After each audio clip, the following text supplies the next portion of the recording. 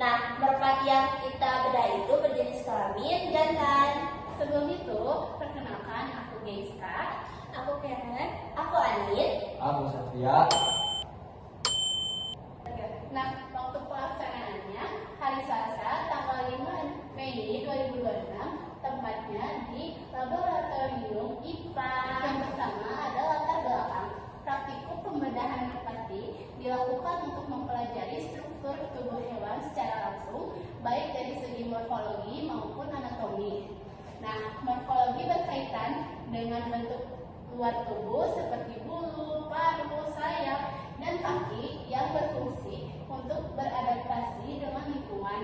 Sedangkan anatomi mempelajari bagaimana dalam tubuh seperti organ-organ yang bekerja dalam sistem pencernaan, pernapasan, peredaran darah, dan reproduksi.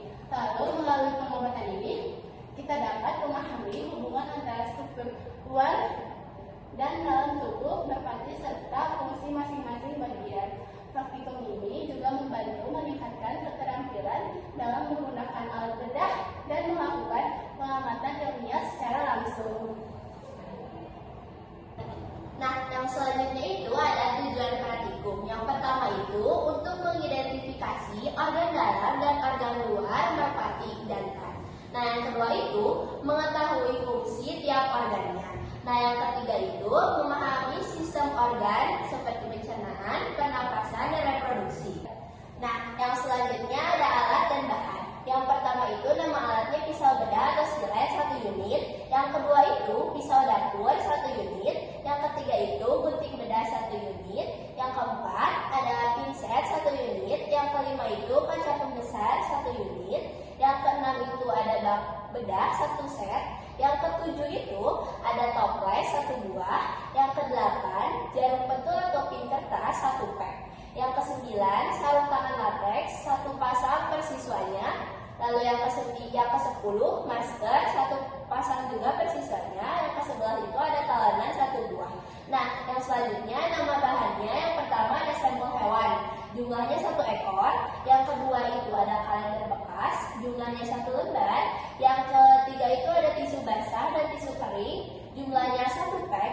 Yang keempat itu ada kapas, jumlahnya 1 pack juga. Lalu yang kelima ada kantong kresek hitam, jumlahnya 2 buah. Lalu yang terakhir itu ada tanah secukupnya. Selanjutnya ada langkah-langkah. Yang pertama menyiapkan alat dan bahan. Yang kedua memakai alat pelindung seperti sarung tangan, masker, dan gestek opsional. 3. Menyiapkan merpati di papan bedah dengan posisi terlentang. 4. Mengamati bagian luar tubuh, morfologi, paruh, sayap, kaki, bulu, dan lain-lain. 5. Menyembelih atau memastikan hewan sudah mati sebelum dibedah. 6. Mencabut bulu bagian dada dan perut. 7. Membersihkan area yang akan disayat. 8. Menyayat kulit secara hati-hati dari bagian bawah sampai ke dada. 9. Membuka kulit dan memisahkan dari ototnya. 10. Melihat otot hingga rongga tubuh terbuka. 11. Membuka tulang dada untuk melihat organ lebih jelas. 12. Mengamati organ dalam anatomi jantung, paru-paru, hati, usus, dan lain-lain. 13. Mengidentifikasi dan mencatat fungsi organ. 14. Mendokumentasikan hasil foto atau sketsa. 15. Membersihkan alat dan area kerja secara bersih, membuang sisa sesuai prosedur dikubur. 16. Menyusun laporan hasil pembedahan. Nah, setelah langkah-langkah yang selanjutnya itu ada pembahasan. Nah, merpati merupakan hewan aves yang memiliki ciri tubuh ditutupi bulu, memiliki paruh, 2 sayap, 2 kaki, dan ekor. Pada praktikum pembedahan ini diamati bagian luar dan organ dalam merpati seperti jantung, paru-paru, hati, lambung, dan usus. Jantung berfungsi memompa darah, paru-paru untuk pernapasan, sedangkan lambung dan usus membantu proses pencernaan makanan. Struktur tubuh merpati menunjukkan penyesuaian sebagai hewan yang dapat terbang. Melalui praktikum ini, kita dapat memahami letak dan fungsi organ tubuh hewan secara langsung. Nah, selanjutnya ada morfologi. Yang pertama ada kelopak mata. Kelopak mata itu melindungi mata dari debu dan cedera. Terus ada organovisus atau mata. Nah, ini tuh alat penglihatan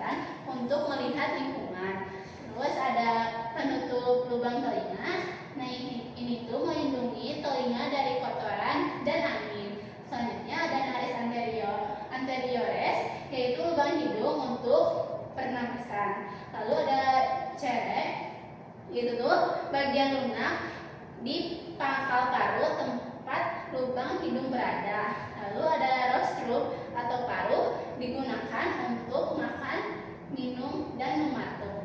Selanjutnya ada maksila. Maksila ini yaitu rahang atas pada paru. Lalu ada mandibula. Mandibula itu rahang bawah pada paru. Nah, ada lidah. Lidah itu membantu menelan makanan. Selanjutnya ada celah faring, yaitu saluran menuju kerongkongan dan tempat pernapas.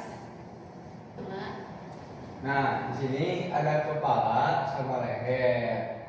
Terus ke bawah ada kaki. Nah, kaki itu digunakan untuk berjalan dan bertengger. Terus ada cakar. Cakar ini membantu mencengkram tempat hinggap. Terus ada ekor. Ekor ini membantu menjaga keseimbangan dan arah terbang. Terus di sini ada alula. Alula ini bulu kecil di depan sayap untuk membantu kestabilan saat terbang. Terus ada kokot kecil. Kokot kecil ini bulu penutup kecil yang melindungi pangkal bulu sayap. Nah, di sini ada kokot menengah. Kokot menengah ini bulu penutup bagian tengah sayap. Terus di sini ada kokot besar. Kokot besar ini bulu penutup besar pada sayap. Terus ada bulu sekunder membantu menghasilkan gaya angkat saat terbang. Terus ada bulu primer. Bulu primer ini bulu utama untuk mendorong saat terbang. Nah, untuk selanjutnya di sini ada femur atau paha. Tulang paha yang membantu pergerakan kaki. Terus ada krus, bagian tungkai bawah kaki burung. Terus di sini ada kelapa, saluran akhir pencernaan, urin, dan reproduksi. Nah, terus geser. Di sini ada reminger atau bulu sayap, bulu untuk terbang. Terus ada rectrices, bulu ekor, bulu untuk mengarahkan gerakan saat terbang. Terus ada bulu penutup badan, melindungi tubuh dan menjaga suhu tubuh. Terus ada bulu peralihan, membantu menjaga bentuk tubuh dan isolasi panas.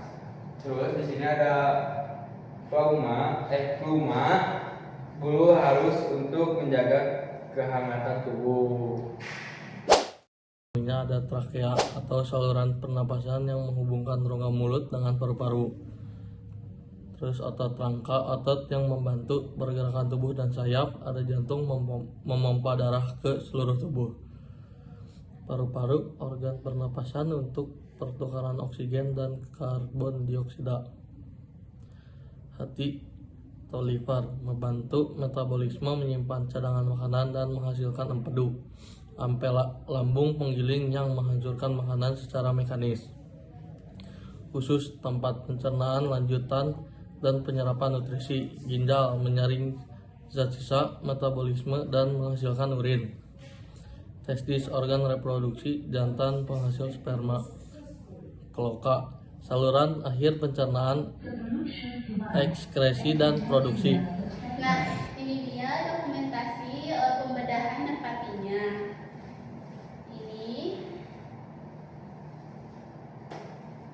Nah, itu merupakan slide pertamanya. Nah, lanjut ya slide keduanya. Nah, ini pembedahannya.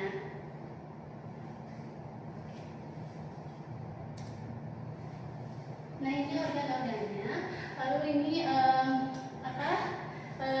hasil akhir dari pembedahannya, yaitu dengan cara dikumpulkan.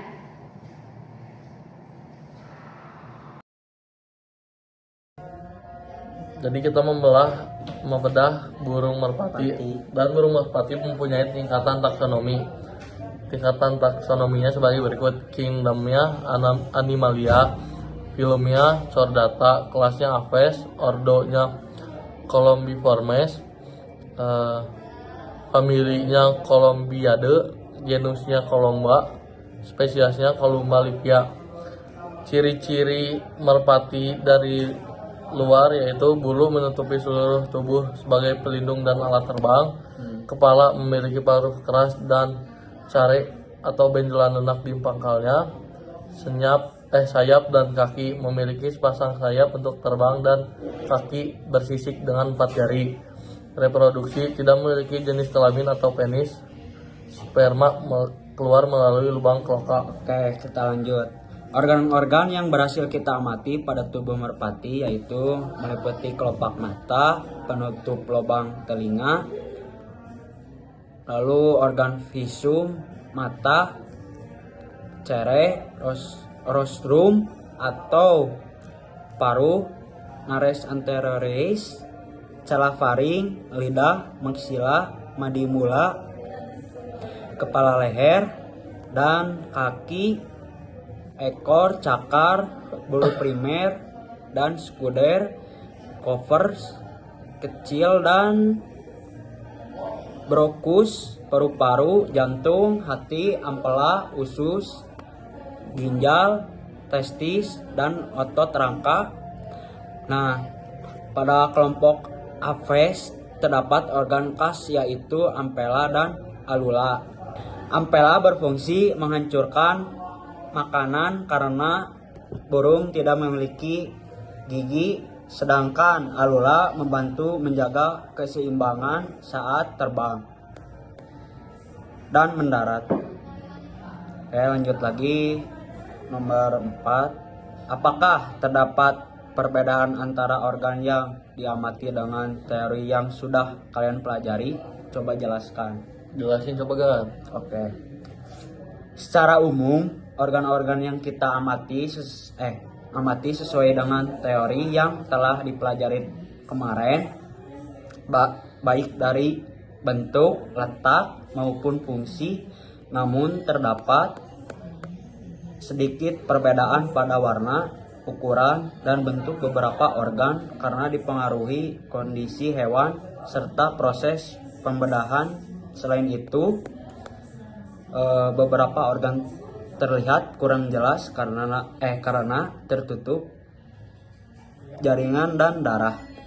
Jadi pertanyaan terakhir adalah jelaskan manfaat praktikum pembedahan merpati yang telah dilakukan. Praktikum pembedahan merpati membantu kita memahami struktur morfologi dan anatomi Aves secara langsung. Dengan praktikum ini, kita dapat mengetahui letak, bentuk, dan fungsi organ tubuh merpati dengan lebih jelas dibandingkan hanya mempelajari teori. Selain itu, praktikum juga melatih ketelitian, kerjasama, dan keterampilan dalam menggunakan alat laboratorium. Dan kesimpulan yang bisa diambil ialah bahwa merpati memiliki struktur tubuh luar dan organ dalam yang saling mendukung fungsi kehidupan. Organ-organ seperti jantung, paru-paru, hati, dan usus bekerja sama dalam proses pernapasan, peredaran darah, dan pencernaan. Praktikum ini membantu kita memahami anatomi merpati dengan lebih jelas dan nyata.